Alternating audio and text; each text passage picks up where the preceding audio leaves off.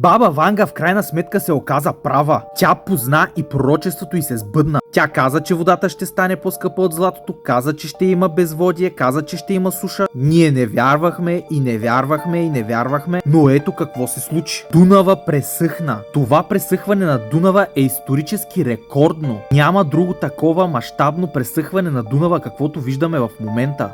И баба Ванга каза, че човека ще е виновен, че човека ще сътвори този ужас, че човека сам ще си е виновен и природата ще му отвърне. Заради неговата дейност и неговата алчност и неговото безхаберие. И точно това се случва. Дунава в момента пресъхна именно заради безхаберието на хората. Дунава се точи от години за напояване на земята. Рекордни количества вода се точат от Дунава, за да може да се полеят земеделските земи. Постоянно се копае пясък в индустриални количества, постоянно също така се заравнява дъното, копае се дъното, за да могат да минават корабите. Отделно влияят и фактори като огромни хидросъоръжения, като железни врата в Сърбия. И общо взето Дунава се експлоатира на максимално от 10 държави едновременно. И природата ще си вземе своето рано или късно. Както е казала Ванга, реките в Европа ще плиткеят, корабите няма да могат да плуват, а хората ще могат да прекосяват Дунава пеша. Или слънцето ще гори така, че земята ще се напука и нищо няма да се ражда. Големи суши ще притиснат света, защото човека сам пречи на природата,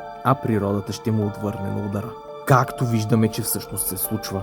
Това е рекордно спадане на Дунава за всички времена. Спаднал е с цели 101 см, което никога не се е случвало такова нещо.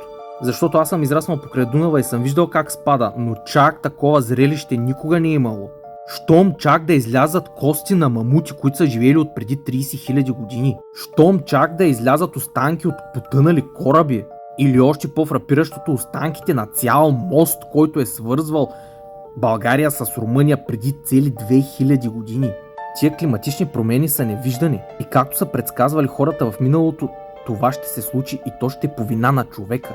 Може и да има някакво естествено влияние на природата, някакъв цикъл, който да се завърта и в момента да сме в по-сухия цикъл, но все пак не може толкова рязка промяна да се случи по естествен начин. Циклите на Земята вървят на по 20-30 хиляди години. По естествен начин ние трябваше да наблюдаваме много бавен и плавен преход, който дори поколенията да не помнят. Но се получава така, че тук за 20 на години се случиха такива резки промени в климата, които просто не са нормални да се случат по естествен начин.